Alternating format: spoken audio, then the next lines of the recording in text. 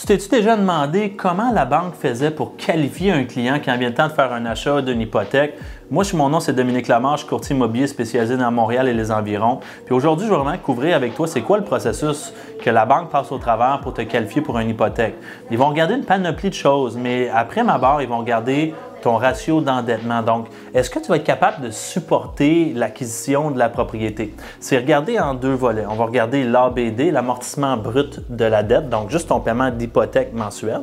Et on va regarder deuxièmement ton ATD, amortissement total de la dette, qui veut dire paiement d'hypothèque avec toutes les autres dettes que tu peux avoir.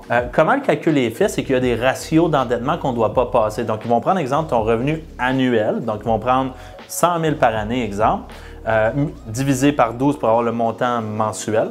Ensuite de ça, ils vont le multiplier selon leur barème. Donc, exemple, l'ABD, il ne faut pas qu'il passe 39 et l'ATD, 44 Donc, 100 000 divisé en 12 pour avoir le montant que tu obtiens par mois.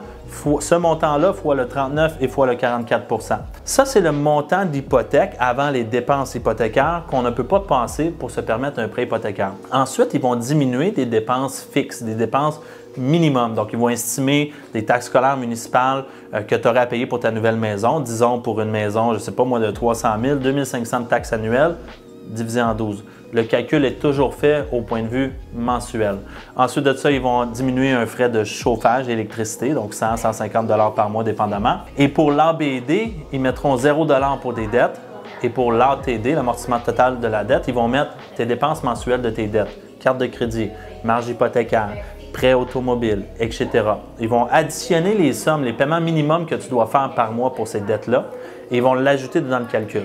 Ils vont diminuer donc mon revenu mensuel fois 39 ou 44 dépendamment on en est où, moins les taxes scolaires municipales, moins les frais de chauffage, moins dans mon ATD, moins les dépenses. Le montant dans le bas de la ligne va être considéré comme étant ton paiement d'hypothèque mensuel éligible. Une fois que ça c'est obtenu, ils vont le rentrer dans leur calculateur pour savoir, bon, ce montant mensuel-là, sur le taux du jour, représente quelle somme qu'on peut se permettre. Pour te donner un exemple, dans le marché d'aujourd'hui, pour te permettre une hypothèque de 500 000 $, donc juste l'hypothèque et non pas le prix d'acquisition, sans avoir aucune dette, donc je n'ai pas de paiement d'auto par mois, je n'ai pas de paiement de carte de crédit ou autre, j'ai besoin d'un revenu annuel de plus de 145 000 $ par année. Est-ce que tu te demandes combien toi tu pourrais te permettre avec tes revenus que tu as actuellement? Écris-moi combien que tu fais par année ici en commentaire, puis je vais t'écrire exactement combien que tu peux te permettre comme hypothèque si tu n'as pas de dette, bien sûr.